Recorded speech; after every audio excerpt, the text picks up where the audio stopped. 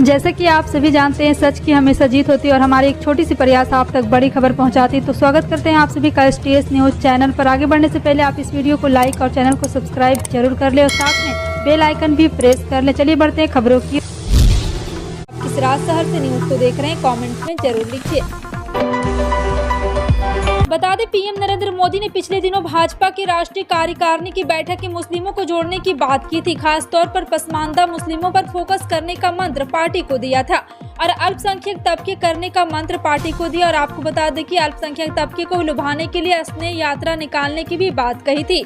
अब भाजपा पसमानदा के एजेंडे पर चुनावी राजनीति में भी आगे बढ़ाने का प्लान बना रही। इसका शुरुआत भी यूपी से हो रहा है, जो ध्रुवीकरण की राजनीति के लिए अक्सर चर्चा में रहा है। नवंबर या दिसंबर यूपी में नगर निगम के चुनाव होने वाले हैं और उसमें भाजपा अल्पसंख्यक वार्डों में बड़ी संख्या में मुस्लिम उम्मीदवार उतारने की तैयारी कर रही है। आपको बता दें, मुस्लिमों में 85% आबादी पसमानदा वर्ग की है, जबकि 15 से 20% ही अशराफ है।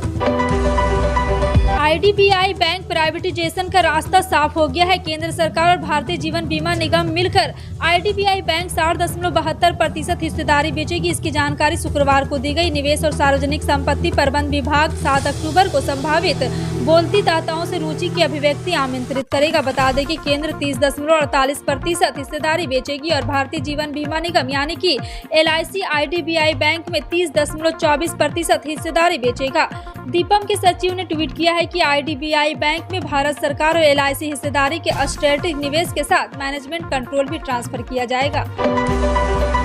वाराणसी में ज्ञानवापी मस्जिद में मौजूदा फव्वारा शिवलिंग है या नहीं, इसको लेकर कोर्ट में सुनवाई जारी है। जी हां, आपको बता दें कि फव्वारे की कार्बन डेटिंग को लेकर जिला कोर्ट का आदेश आ चुका है। कोर्ट ने अपने आदेश में कहा है कि इस वजह से इस मामले में कुछ स्पष्टीकरण चाहते हैं। आखिरी डेट 11 अक्टूबर को दी है। इस बीच एक शब्द बहुत ज्यादा चर्चा में आ चुका है कि वो कार्बन डेटिंग। जी हाँ, आपको बता दें कि आखिर कार्बन डेटिंग क्या है। साइंटिफिक जर्नल नेचर में प्रकाशित रिसर्च पेपर के मुताबिक सभी लिविंग ऑब्जेक्ट अपने आसपास के वातावरण से कार्बन एब्जॉर्ब करते हैं, जिसमें C14 नाम का प्राकृतिक और रेडियो एक्टिव कार्बन की मात्रा भी शामिल होती है। सभी तो नहीं, लेकिन कुछ आइसोटेप्स में एक अस्थिर नाभिक होता है, यानी अस्थिर आइसोटेप प्रोटीन, न्यूट्रॉन या दोनों की संख्या बदल देगा। समय के साथ इस बदलाव को रेडियोधर्मी क्षय कहा जाता है। फिलहाल जिंदा जीव वायुमंडल में मौजूद C14 का गठन करेगा। वह बहुत ज्यादा पुराने मृत स्रोतों में सभी को खत्म कर दिया गया। राम और कृष्ण भगवान नहीं और कभी इनकी पूजा नहीं करेंगे। दिल्ली सरकार के मंत्री राजेंद्र पाल गौतम की मौजूदगी में हजारों लोगों को दिलाए गए शपथ पर विवाद गहराता जा रहा है। भारतीय जनता पार्टी में गौतम के खिलाफ पुलिस की शिकायत दी है। राजेंद्र पाल गौतम इससे पहले भी केजरीवाल सरकार की किरकिरी कर चुके हैं। गौतम के ट्विटर हैंडल से 2019 में भगवान राम और कृष्णा के वजूद पर सवाल उठाते हुए विवादित ट्वीट किया गया था। हालांकि बाद में उन्हें दावा किया गया था उनका ट्वीट हैंडल किसी ने हैक कर लिया। भाजपा के प्रदेश अध्यक्ष आदेश गुप्ता पार्टी के कुछ नेताओं के साथ सांसद मार्ग पुलिस थाने में दिल्ली सरकार के सामाजिक कल्याण के खिलाफ शिकायत दर्ज कराई।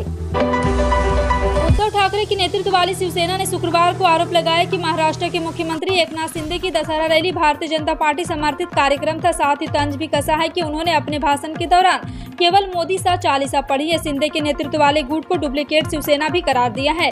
शिवसेना के मुखपत्र सामना में एक संपादकीय में पार्टी ने दावा किया है कि शिंदे खेमे में बांद्रा कुला कॉम्प्लेक्स में आयोजित दशहरा रैली पर 50 करोड़ रुपए से 100 करोड़ रुपए खर्च किए होंगे, क्योंकि लगभग 2000 बसों को फेरी लगाने के लिए बुक किया गया था। समर्थकों और कार्यक्रमों में शामिल हुए 2 लाख से अधिक लोगों को भोजन भी कराया गया।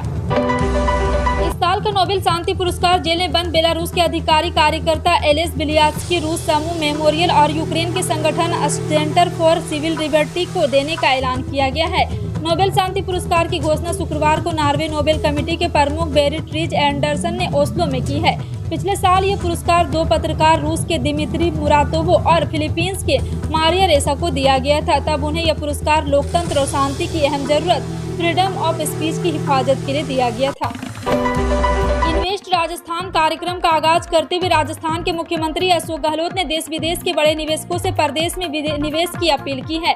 गहलोत ने इस दौरान बताया कि किस तरह राजस्थान के सामने चुनौतियां रही। उन्होंने गुजरात के विकास का भी जिक्र किया और कहा है कि वो राज्य आजादी के पहले से ही समृद्ध रहा है। गहलोत ने अडानी समूह के प्रमुख गौतम अडानी को दुनिया में दूसरे सबसे अमीर बनने पर बधाई दी। अशोक गहलोत ने कहा है कि जितने भी MOU हुए हैं उन्हें वास्तविकता में बदलने का प्रयास किया जाए। गहलोत ने कहा है कि गौतम भाई बैठे हैं गुजरात के अंदर भी नरेंद्र मोदी जी ने बहुत प्राइवेट गुजरात किए थे, जो सुनते थे कि 15 से 20-25% समझ लो आप, हो सकता है ज्यादा हो।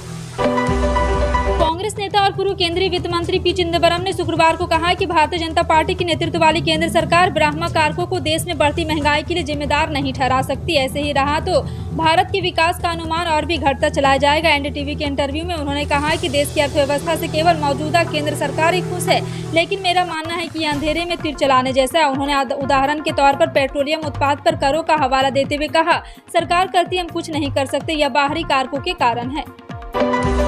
केंद्रीय गृह मंत्री अमित शाह की मौजूदगी में शनिवार को नारकोटिक्स कंट्रोल ब्यूरो करीब 25,000 किलोग्राम ड्रग को नष्ट करेगा। नारकोटिक्स कंट्रोल ब्यूरो ने अभियान चलाकर बड़ी संख्या में ड्रग की खेप को जब्त किया था। नारकोटिक्स कंट्रोल ब्यूरो ने 1 जून से एक विशेष अभियान चलाकर 75वीं वर्षगांठ के मौके पर नारकोटिक्स कंट्रोल ब्यूरो ने तय किया है कि वो सभी क्षेत्रीय इकाई द्वारा जब्त कर 75,000 किलो ड्रग्स को नष्ट करेगा। हालांकि NCB ने 60 दिनों में यह लक्ष्य हासिल कर लिया है और इससे पहले 30 जुलाई को करीब 82,000 किलोग्राम जब्त मादक नष्ट किया गया। NCB यह शनिवार के करीब 11,000 किलोग्राम मादक पदार्थ नष्ट करेगा।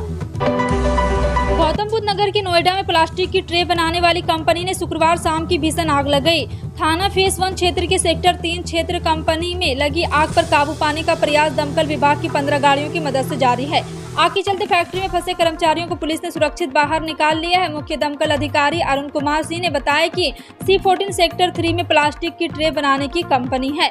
उन्होंने कहा है कि कंपनी में शुक्रवार शाम को अज्ञात कारणों से चलते आग लग गई, जिसके विकराल रूप धारण कर लिया।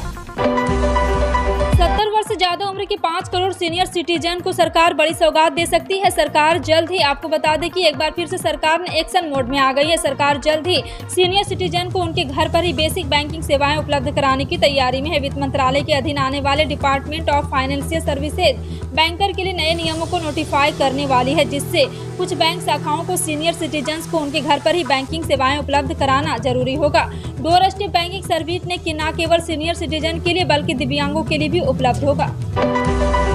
केंद्र ने पूर्व चीफ जस्टिस जी बालकृष्ण की अध्यक्षता में एक आयोग का गठन किया है। जी हां, आपको बता दें कि उन लोगों को अनुसूचित जाति का दर्जा देने के मामले का परीक्षण करेगा जिनका ऐतिहासिक रूप से अनुसूचित जाति से संबंध है, लेकिन जिन्होंने राष्ट्रपति के आदेशों में उल्लेखित धर्मों के अलावा किसी अन्य धर्म अपना लिया है। सामाजिक न्याय और अधिकारिता मंत्रालय द्वारा गुरुवार को जारी गजट और बजट अधिसूचना के अनुसार 3 सदस्यीय आयोग में सेवानिवृत्त IAS अधिकारी डॉक्टर रविंद्र कुमार जैन और विश्वविद्यालय अनुदान आयोग की सदस्य प्रोफेसर सुषमा यादव भी शामिल है। आयोग संविधान के अनुच्छेद 341 के तहत समय समय पर जारी राष्ट्रपति के आदेशों के अनुरूप मामले की जांच करेगा। उत्तर प्रदेश में ड्रग इंस्पेक्टर शुक्रवार से औचक निरीक्षण कर 4 कप सिरप की ऐसे किसी भी पैकेट को जब्त करेगी जिसके लिए WHO ने अलर्ट जारी किया है।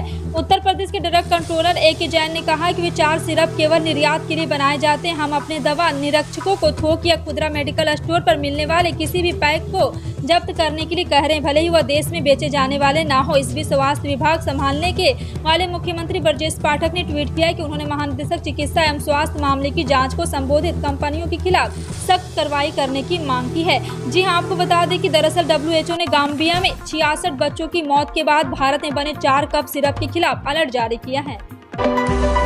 बिहार के मुख्यमंत्री नीतीश कुमार ने उत्तर प्रदेश के मुख्यमंत्री योगी आदित्यनाथ को पत्र लिखकर लोकनायक जयप्रकाश नारायण की जन्मभूमि सिताब दियारा के उत्तर प्रदेश क्षेत्र के लंबित कार्यों को शीघ्र पूर्ण किए जाने का अनुरोध किया है।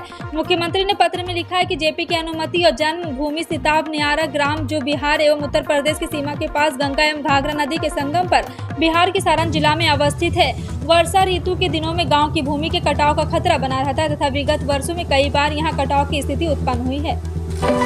देश में कोरोना का कहर धीरे धीरे कम हो रहा है, फिर भी लोगों को काफी सतर्कता बरतने की जरूरत है।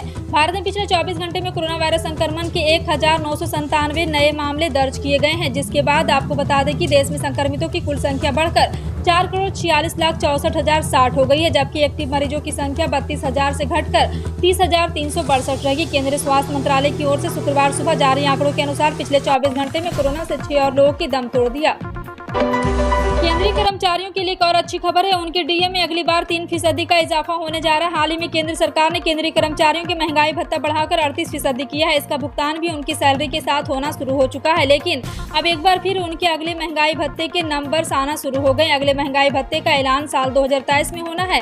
जुलाई 2022 से लेकर आपको बता दें कि यहाँ 2022 तक महंगाई के आंकड़ों में तय होगा कि जनवरी 2023 से महंगाई भत्ता कितना बढ़ेगा।